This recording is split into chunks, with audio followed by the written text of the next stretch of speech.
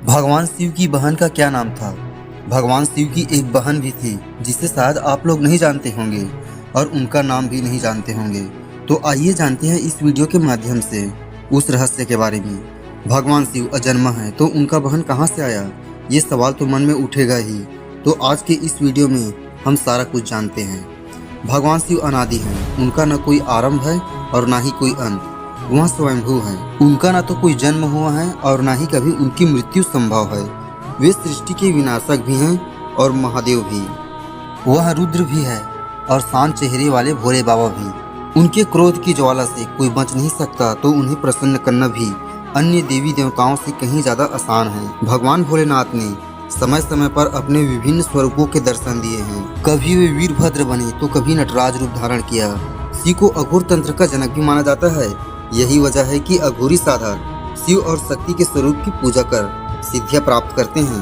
भगवान शिव से जुड़े कई रहस्य, कई कथाएं हम अक्सर सुनते रहते हैं। शिव परिवार यानी भगवान गणेश, कार्तिकेय, माता पार्वती, इनसे जुड़ी कुछ कथाएं भी हम कई बार सुन चुके हैं। लेकिन बहुत से लोग अभी तक इस बात से अनभिज्ञ हैं कि भगवान शिव की एक बहन भी थी। क्या आपने भगवान शिव की बहन के विषय में सुना है? नहीं तो चलिए आज हम आपको ननंद भाभी यानी शिव की बहन असावरी देवी और माता पार्वती से जुड़ी एक अद्भुत कथा सुनाते हैं।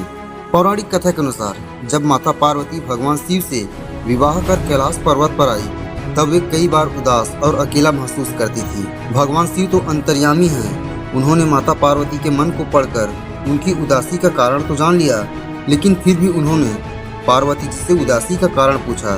तो माता पार्वती ने उनसे कहा कि उन्हें एक ननद चाहिए। माता ने कहा, काश मेरी कोई ननद होती।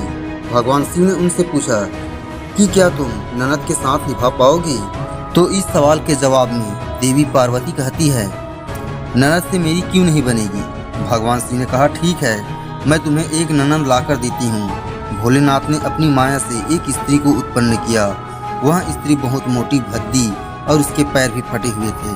भगवान शिव ने देवी पार्वती से कहा, ये लो देवी, आ गई तुम्हारी ननद, इसका नाम असावरी देवी है। माता पार्वती अपनी ननद को देखकर बहुत खुश हुई।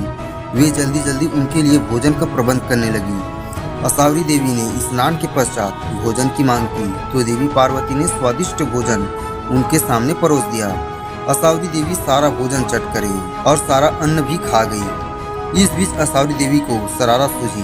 उन्होंने देवी पार्वती को अपने फटे पांव की दरारों में छिपा लिया, जहां उनका दम घुटने लगा। जब भगवान शिव वापस आए तो अपनी पत्नी को ना पाकर बहुत चिंतित हुए।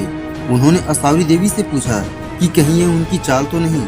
असावरी देवी मुस्कुराने लगी और पार्वती जी को अपने पैरों की दरारों से आजाद किया। आजाद होती ही देवी पार्वती ने कहा, भोलेनाथ कृपया कर ननद को अपनी ससुराल भेज दें, अब और धैर्य नहीं रखा जाता। भगवान शिव ने जल्द ही असावरी देवी को कैलाश पर्वत से विदा किया। इस घटना के बाद से ही ननद भाभी के बीच छोटी मोटी तकरार और नोक झोंक का सिलसिला प्रारंभ हुआ।